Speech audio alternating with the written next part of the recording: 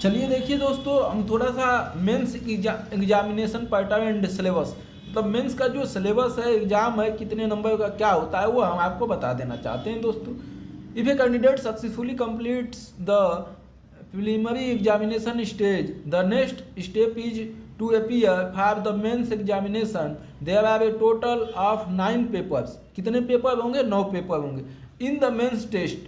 Seven of which are merit based and 2 of which are qualifying. मतलब 9 paper होंगे जिसमें से 7 में आपको जो है मेरिट बनेगी, 7 पेपर में, और 2 क्वालिफाइंग पेपर होगा। मेंस एग्जामिनेशन में दोस्तों देखिए, पहला पेपर आता है, पेपर फर्स्ट में एस आता है, ड्यूरेशन 3 आवर, मतलब 3 घंटे का होता है। मैक्सिमम मार्क कितना होता है?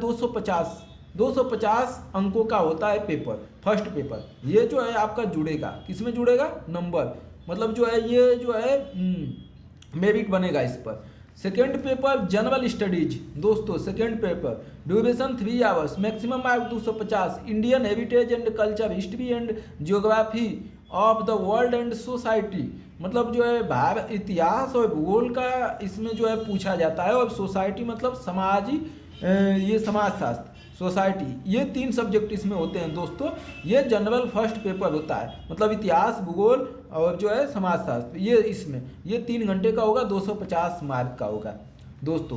पेपर नंबर थर्ड होता है general studies, duration 3 hour, maximum mark 250 number, governance, constitution, polity, social justice and international relation, ये तो राजनीति विज्ञान होता है दोस्तों। ये जो है 3 घंटे का होता है, 250 अंक का होता है। पेपर नंबर 4 होता है जनरल स्टडी, ड्यूरेशन 3, 250 अंक, technology, economic development, biodiversity, environment, security and disaster management. इसमें दोस्तों साइंस टेक होता है, इकोनॉमिक होती है, बायोडाइवर्सिटी मतलब पर्यावरण के क्वेश्चन आते हैं, और आतंकवाद से संबंधित मुद्दे वो आते हैं। पेपर नंबर 5 होता है दोस्तों, ड्यूरेशन 3 घंटे, maximum 250, ethics, integrity and aptitude, मतलब इथिक्स, नीति शास्त्र का ये पेपर होता है दोस्तों। कितने पेपर हो गए? 5 पेपर हो गए। अब 5 का 25 पाँचे 25 पाँचे देख लीजिए। ऑप्शन और पेपर 6 होता है दोस्तों optional subject, paper first, duration 3 घंटा, मैक्सिमम मार्क 250। पेपर 7 होता है दोस्तों ऑप्शनल सब्जेक्ट, पेपर थर्ड। अब जो ऑप्शनल आपको चुनने के लिए होता है दोस्तों, 36 सब्जेक्ट होते हैं, उसमें से जो ऑप्शनल बनकर चुन लीजिए, वो 250 अंक, 250 अंक के 2।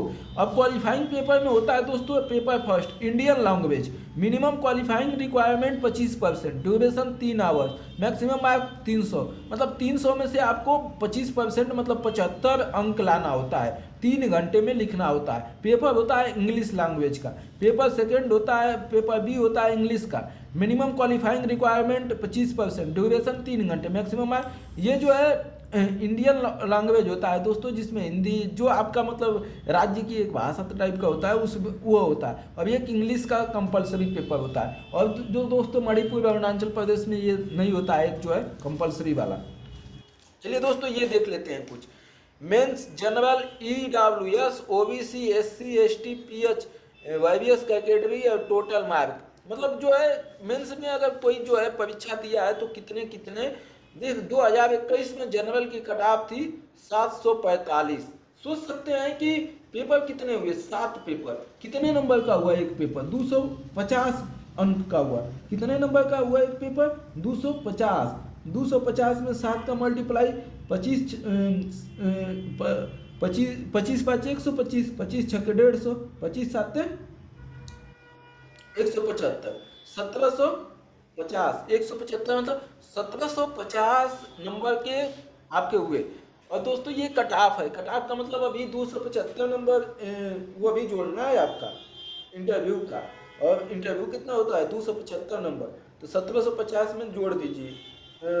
0 7 5 12 तो 2, 7 2 9 1 10 और 2 2050 अंक का होता है दोस्तों पेपर। इसमें से जनरल की कट ऑफ मात्र 745 गई थी, EWS की 713 गई थी, OBC की 707, ST की 700, ST की 700 और PH जो होते हैं उनका 300 और 712 के बीच।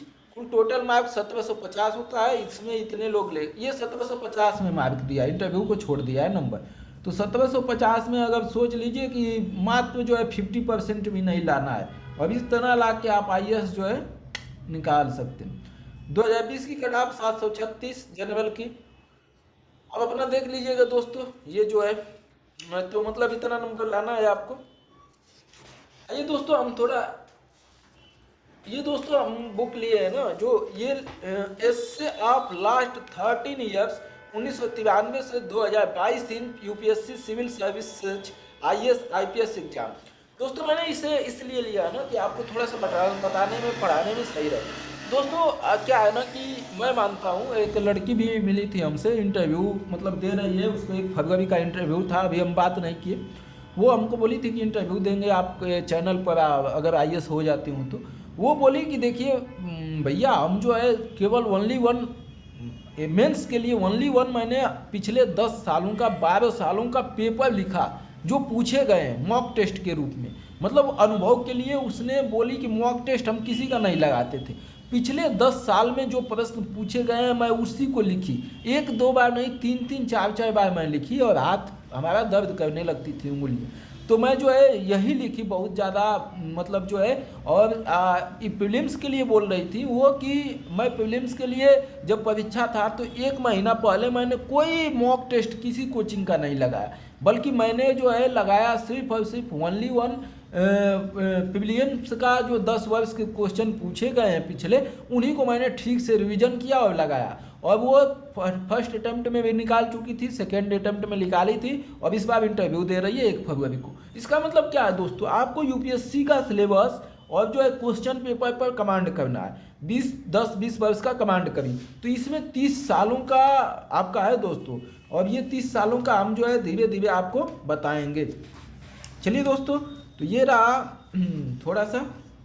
अब ये बस पेपर है दोस्तों, इसमें और कुछ नहीं है। इसमें बस पेपर हमने लिया है कि मतलब जो है पेपर में क्या क्या कौन से तरह से क्वेश्चन बनता है, पूछा जाता है। देखिए दोस्तों, ये पेपर आ जाए, पहला क्वेश्चन हम लेते हैं।